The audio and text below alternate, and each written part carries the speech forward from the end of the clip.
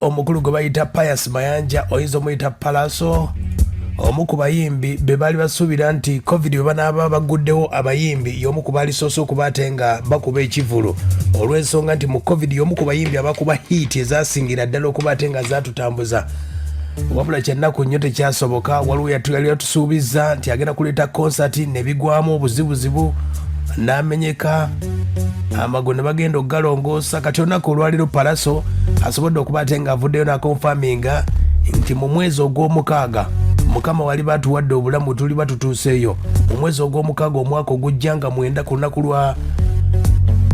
lw'abazira wagenda okuba ate nga alonkinga omukulu Pallaso abaddemu n'okusoomozebwa okw'enjawulo ebivulu bino nga bisobodde okuba ate nga bitambula omwaka guno twali tusuubira nti ayinza okukolayo concert naye tebyasoboka waliwo nno bingi nnyo ebitulu bisobodde okuba ate nga bivuddeyo management ye n'atabuka n'omukulu gwe bayita Kama Ivan yali manager we era manager we bagamba nti ensonga zonna ziri mu kooti olw'okuba nti omukulu ono Pallaso alina ebivulu ezituwa zonna ze yakola nga management tezimanyiiko ne bawukana abapromota ne basobola okuba ate nga omukulu ono basobola okuba ate nga bamusibira akatambaala olw'ensonga nti Pallaso yatuukako ku bbeeyi nga miliyoni 15 miliyoni 2 nesobola okuba ate nga zayambuka bapromota babujjukira okwaliko Bajo n'Abitex bavayo ne bagamba nti oyo tumuwadde emyezi nga 6 abali bawo mune bamutubuulira naye ng'olunaku olwaleero Pallaso asobodde okuba ate nga yebaziza abawagizi bonna abamuyambye okuva mu lockdown okuva mu covid yonna ebyaliwo byonna n'agamba nga 9 omwezi ogw'omukaaga 2023 wasobodde okuba ate nga asiimye wagenda obbakubira endongo omukulu Pallaso ekivulu kino agamba kigenda kuba kyanjawulo nnyo atandise bw'ati omukulu Pius. Yes, nze mumanya n'eddoboozi Pallaso omuyimbi wammwe mbagamba nti olunaku olwaleero tusinkanye wano ng'ensonga ya ssanyu era ensonga etusinkanyiza kubanga oluvannyuma lwa byonna Katonda atusobozesezza okutuuka wano olwaleero ne bakonfaminga date ya konsati yange. Konsati eno egenda kubeerayo ennaku z'omwezi nga June 9th is officially confirmed. Era we are here. I'm so happy to finally announce the news that June 9th we will be staging Pallaso's concert, African Kings Concert. Egenda kubeera wano on June 9th. Era nga mbayita mujje mu bungi era nga neesizemmwe bannamawulire aba medias ez'enjawulo mikwano gyange Katonda timu yange. I really call upon all of you. June 9th is my day. It's gonna be a Friday and I will be giving you music, great music. So mwenamba ise bambi mujje tukibeeremu nnaku lwa ssanyu ensonga lwaki tusinkanye wano twakakonfaminga kati amawulire gakafuluma kati ye mukulu oyo gwe bayita Pallaso wagenda okuba ate nga akitambuza omwaka 2023 mukama wali batutuusizaayo abayimbi abasuubira okuba ate nga bagenda mu concert. Chameleon ayinawo gye bayita ggwanga mujje agenda kuba ate nga naye akubira side z'erugogo tulinawo Spice Diana King Saha n'omukulu Pallaso yegasseeko ku line-up abana beegasseeko naye nga yenteekateeka abo be bayimbi abakakonfaminga 2023 naye nga wadde Pallaso y'omu ku bayimbi oba ogamba nti 2022 baali badde bakuba naye tebyasoboka olw'ensonga nti management bapromota bamusibira ekikookolo ne anyway agambye nti ku Heroes Day olwaleeta ekipya. Well, nze sigoberedde nnyo Heroes Day just nga bolaba nti ebintu bisobola okukwatagana mulago basobola okuba nga bazaala nga n'ensambi abazaala ku time yemu yennyini. Nze ngoberedde konsati yange ku lunaku olwo 9th June era nga mpita abawagizi bange mwenna. Konsati yange eri very musical, njagala tutunulire just strictly music, teyeekubidde teriiko simanya ki, we are just going forward.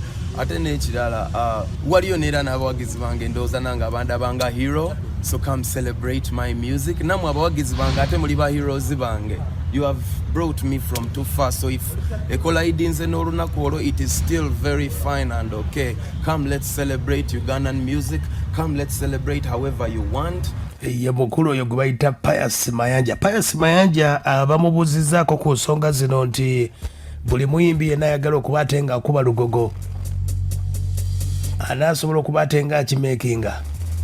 Agamba ekifo kinene nnyo n'endongo yagiyina nnene nnyo. So nze nsavinga demand y'abawagizi bange and it is cricket over kubanga yemu kuwa venue era esinga obunene mu Uganda mu ggwanga lyaffe. So ogezaako okulaba nga tukuma omutindo gwa music wa Uganda okubeera nga ali waggulu. We have to compete, tulina okuteeka obwesige mu Katonda n'embawagizi baffe n'okulaba nga tudelivering ekyo ekisinga. So cricket oval bantu bangi bazze mu Uganda nga bagikola abava n'ebweru w'eggwanga. So n'olw'ensonga eyo time etuuse nange koolo mpita abawagizi bange ngera tugenda kubeera no cricket oval mujje mu bungi mumpagire Juni nga 6. Ye mukulu oyo gwe bayita Pius wano ku nsonga bamubuuzizza nti Gravity yakavayo kuba ate nga juza lugogo.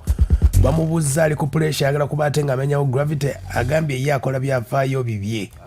No, competition inevitably ebaawo olw'ensonga ffenna tuli mu ggwanga lyerimu, tuli ku market yemu. We are all feeding the same market, but mu mitwe n'embirooto n'embigendererwa nze Pallaso n'abalala be Bobo, buli omu ayina ebigendererwa byanjawulo, buli omu ayimba ebintu byanjawulo, ate buli omu abawagizi be banjawulo. So sikiwa nti waliwo omuyimbi nga yali abadde wano n'afuna abawagizi ne bagenda ate ne bakomawo nga be bamu bennyini n'abooli.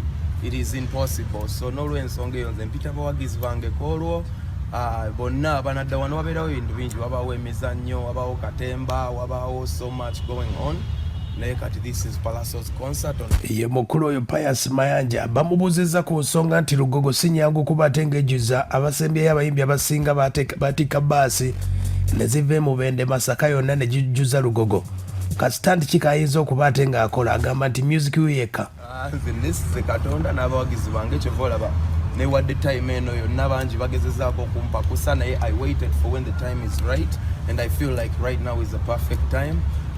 Tuzze tutambula eggwanga nga mutulaba nga tukola venues ennene ez'enjawulo nga tugezesa obuwagizi bwaffe kuva eri abantu bwe buli era ebifaananyi muzze mbiraba mu Golden Tour border to border. So now as we announce the concert, tutandise okubuulira abantu, tugenda bategeeza, tugenda kola posters, tugenda kola banners, tugenda kola obulango, tugenda tambula ku mikutu egy'enjawulo twongere obbakowoola. So tugenda kola ne bakafulu ba Muchachos Eventix bonna ba promoter organizer ba events bonna bali solid and strong. Ye mukulu oyo Pius bw'agambye ensonga ezo bamubuuzizza ku nsonga nti akadde kano trend eriko ye y'abayimbi abaliko abayimbi abato, akiwagidde n'agamba nti ensonga nti abayimbi abaliko ennaku zino wulira bw'agamba abayimbi abato be baliko, inevitably tekijjaawo baasookawo kuba bazze bakola emirimu, but the industry of music is growing. It's moving on. There's been greats and there's gonna be greats. So the industry of music keeps on moving on. It is a growing industry. Abasooka bakola bulungi, bakuba endongo nnungi era bakyakola bulungi abamu, era bakyakuba endongo nnungi ate n'abantu babaagala olw'ebyo byakolebwa n'ebyo bye bakyakola abamu. Naye ate inevitably tekijjaawo nti during this time waliwo era abaana abaliwo abali mu bikola abakoze n'ebyo abamu bye bataakola oba abalemeddwa n'okukola bali bye baakola. So inevitably the industry is growing. Bagamba the characteristics of living things, one of them is they do grow. So bw'obanga oli mu industry nga tekula nga abaali abakadde be bakyaliko ukiba tebalina signs of growth, naye kirungi weebali batema emiwaatwa abalala ku bakoledde ne batuwa blueprint, naye naffe ne twarrivinga n'abalala bagenda kujja after us, and that is beautiful for her. Ye Pallaso ayogedde ku nsonga y'omukulu Gravity, agambye nti eyo ndowooza Gravity naye nga ye Pallaso abayimbi abo Bobi Wine Chameleon abawa respect nga ye. Sikanya Gravity mumumanyi, Gravity byayimba mubimanyi, Gravity abawagizi be mubumamanyi, Gravity naye nyini mumumanyi.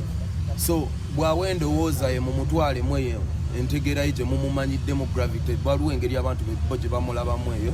So naye nze personally sijja kudda ku opinion ye ngi validating oba ngi discrediting, kubanga eyo opinion ye eva mu mutwe gwe, nenze eva mu mutwe gwange egamba the ones that came before us abajja batusooka bakola omulimu mulungi, emirimu tugiraba nako bamuwe bali kati nga Chameleon is still properly alive.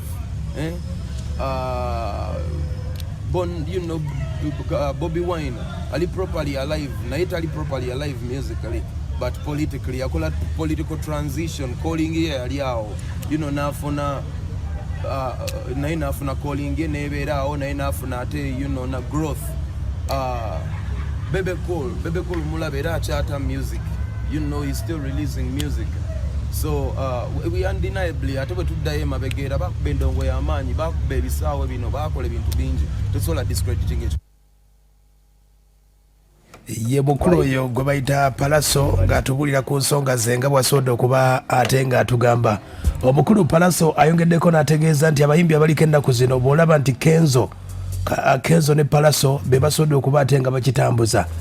Omukulu Pius ategeeza nga 9 omwezi ogw'omukaaga 2023 ye konsati ye ku lunaku lw'abazira. Wulira kati naffe n'ojja ewaffe n'olabamu abantu ba Eddie Kenzo, they are doing amazing, n'olaba Pallaso akola amazing, naye Gravity naye mukasonda ke naye abigatta naye ali amazing eri abo abamuwagira. Kati fena tusobola kwedinayenga kwe tusobola kukkiriza naye nga eyo ntegera ye nenze entegera yange yeeyo egamba we all can coexist and we all can be appreciated. Wabula respect is a two-way street.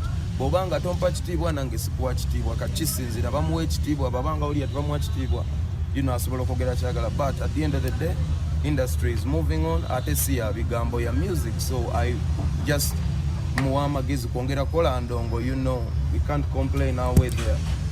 Ye Pallaso nga bw'ategeezezza bamubuuziza ku nsonga nti ekivulu ekyasembayo kyali kya Dondo Rugby Grounds. Ekivulu tekyali kyangu era kyamusala oba oliawo. Agambye nti emyaka 7 gyali yali akyezuula, yali mwana muto naye akadde kano endongo agiyina. Ekibuuzo tugamba nti 2023 endongo ya Pallaso munaaba mukyajagala oba abayise mwenna nga 23 omwezi ogw'omukaaga. Ye mukulu Pius bw'agamba. Luli nali muyimbi muto nga nkula. The Pallaso of yesterday is not the Pallaso of today. Today you are looking at a totally different Pallaso. God has blessed more. Right now nza bwesige mbuteeka mu Katonda n'abawagizi bange, abantu bandaze nti banyumirwa byenkola. Ebiseera ebyo byoyogereramu era twatambulanga ne tugenda ne mu byalo oba waje twalaganga nga tukuba obubaala bw'abantu 100 bantu 200. But right now nga bondabye mbadde ku tour ya Golden Tour border to border, olaba nti byageja byafuuka bisaawe. So fenna nga abantu tulina tutandikira ate tulina we tukoma. So bw'obanga wandaba nga ntandika kati ate experience gye nnina ne waaka gwe nnina n'omuntu gwe nnafuuka mulala okusinga kw'oli. So you cannot relate the Pallaso of 7 years ago to the Pallaso of 7 years later. So today I am trusting my fans, I'm trusting God, and this is the Pallaso today.